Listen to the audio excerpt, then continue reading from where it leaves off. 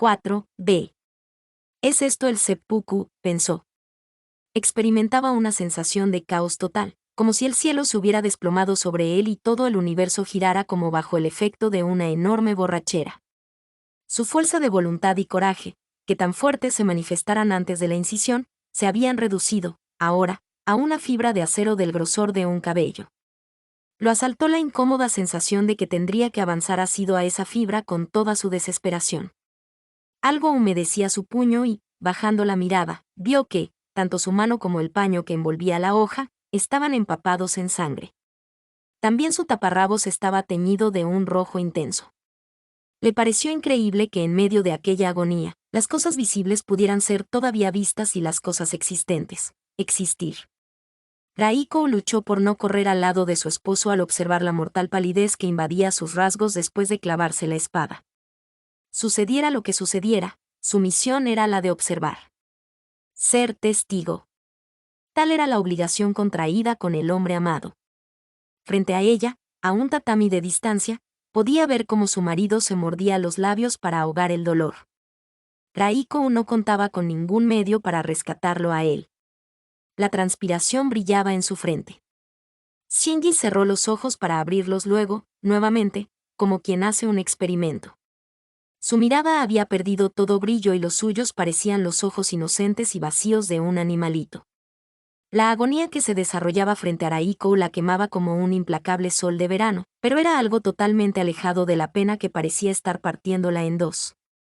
El dolor crecía con regularidad. Raiko sentía que su marido se había convertido en un ser de un mundo aparte, en un hombre íntegramente disuelto en el dolor, en un prisionero en una jaula de sufrimiento, y mientras pensaba, comenzó a sentir como si alguien hubiera levantado una cruel muralla de cristal entre ellos. Desde su matrimonio, la existencia de su marido se había convertido en la suya propia, y cada respiración de Shinji parecía pertenecer a Raiko.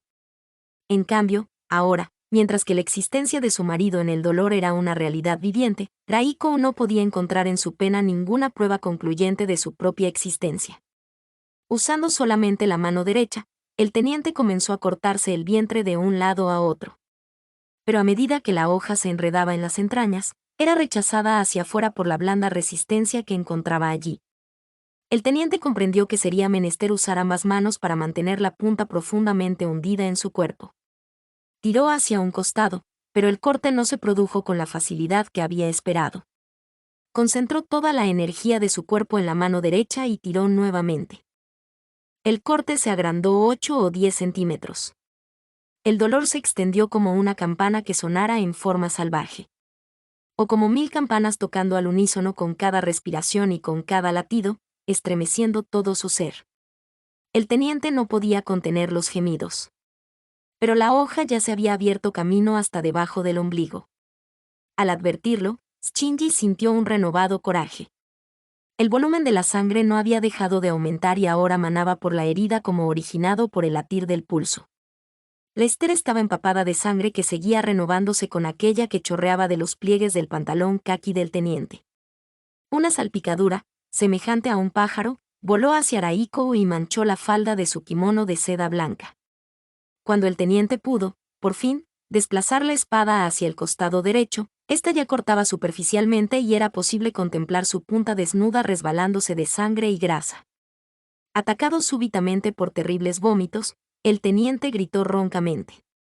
Los vómitos volvieron aún más horrendo el dolor, y el estómago, que hasta aquel momento se había mantenido firme y compacto, explotó de repente, dejando que las entrañas reventaran por la herida abierta. Ignorantes del sufrimiento de su dueño, las entrañas de Shinji causaban una impresión de salud y desagradable vitalidad que las hacía escurrirse blandamente y desparramándose sobre la estera. La cabeza del hombre se abatió, sus hombros se estremecieron y un fino hilo de saliva goteó de su boca.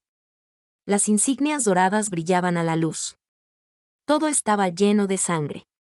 El teniente estaba empapado de ella hasta las rodillas, y ahora se sentaba en una posición encogida y desamparada con una mano en el piso. Un olor acre inundaba la habitación. La cabeza del hombre colgaba en el vacío y su cuerpo se sacudía en interminables arcadas. La hoja de la espada, expulsada de sus entrañas, estaba totalmente expuesta y aún sostenida por la mano derecha del teniente. Sería difícil imaginar una visión más heroica que la del teniente reuniendo sus fuerzas y echando la cabeza hacia atrás. La violencia del movimiento hizo que la cabeza del teniente chocara contra uno de los pilares de la alcoba. Hasta aquel momento, Raiko había permanecido sentada con la mirada baja, como encandilada por el flujo de la sangre que avanzaba hacia sus rodillas, pero el golpe la sorprendió y tuvo que alzar la vista. El rostro del teniente no era el del hombre con vida. Los ojos estaban vacíos, la piel lívida, las mejillas y los labios tenían el color de la tierra seca. Solo la mano derecha se movía aún sosteniendo laboriosamente la espada. Se agitó convulsamente en el aire, como la mano de un títere, y luchó por dirigir la punta de la espada hasta la base del cuello. Raiko contempló cómo su marido intentaba este último, conmovedor y fútil esfuerzo. Brillando de sangre y grasa, la punta se descargaba una y otra vez sobre la garganta. Siempre fallaba. No le quedaban fuerzas para guiarla y solo chocaba contra las insignias del cuello del uniforme que se había cerrado nuevamente y protegía la garganta. Raiko no soportó aquella visión por más tiempo. Intentó ir en ayuda de Shinji, pero le resultaba imposible ponerse en pie. Se arrastró de rodillas y su falda se tiñó de un rojo intenso. Se colocó detrás de su marido y lo ayudó abriendo solamente el cuello del uniforme. La hoja vacilante tomó finalmente contacto con la piel desnuda de la garganta. Raiko tuvo la sensación de haber empujado a su marido hacia adelante. No fue así. El teniente había dado una última demostración de fortaleza. Echó su cuerpo violentamente contra la hoja y el filo perforó su cuello, apareciendo luego por la nuca. El teniente permaneció inmóvil mientras un tremendo chorro de sangre lo inundaba todo. 5. Raiko descendió lentamente la escalera. Sus medias estaban resbalosas de sangre. En la habitación superior reinaba ahora la más absoluta calma. Encendió las luces de la planta baja, verificó los quemadores y la llave principal del gas. Echó agua sobre el carbón humeante y semiapagado del brasero.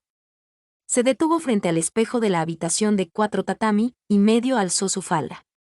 Las manchas de sangre parecían un alegre dibujo estampado en la parte inferior de su kimono blanco. Al instalarse frente al espejo, sintió la fría humedad de la sangre de su marido en los muslos y tuvo un estremecimiento. Se entretuvo largamente en el baño. Aplicó una generosa capa de roje sobre sus mejillas y también abundante pintura en los labios. Este maquillaje ya no estaba destinado a agradar a su marido. Se maquillaba para el mundo que estaba a punto de abandonar. Había algo espectacular y magnífico en los toques de su pincel. Al levantarse, advirtió que la sangre había mojado la estera dispuesta frente al espejo. Raiko no lo tuvo ya en cuenta. La joven se detuvo al pisar el corredor de cemento que llevaba a la galería. Su marido había cerrado el pestillo de la puerta la noche anterior en un acto de preparación a la muerte, y durante un instante se sumió en la consideración de un simple problema: ¿dejaría el cerrojo echado? De hacerlo así, podrían transcurrir varios días antes de que los vecinos advirtieran el suicidio. A Raiko no le agradó la idea de 2 cadáveres descomponiéndose antes de ser descubiertos. Después de todo, sería mejor dejar la puerta abierta. Abrió el cerrojo y dejó la puerta de vidrios escarchados ligeramente entreabierta.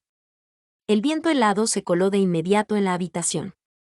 Nadie pasaba por la calle, era medianoche y las estrellas resplandecían tan frías como el hielo. Raiko dejó la puerta entornada y subió las escaleras. Durante varios minutos caminó de un lado a otro. La sangre ya se había secado en sus medias. De pronto, un olor peculiar llegó hasta ella. El teniente yacía, boca abajo, en un mar de sangre. La punta de la espada, que sobresalía de su nuca, parecía haberse hecho más prominente aún. Raiko anduvo negligentemente entre la sangre y se sentó al lado del cadáver de su marido. Lo observó atentamente. Tenía la mejilla apoyada en la alfombra, los ojos estaban muy abiertos, como si algo hubiera despertado su atención. Ella alzó la cabeza, la apoyó sobre su manga y, limpiándose la sangre de los labios, lo besó por última vez.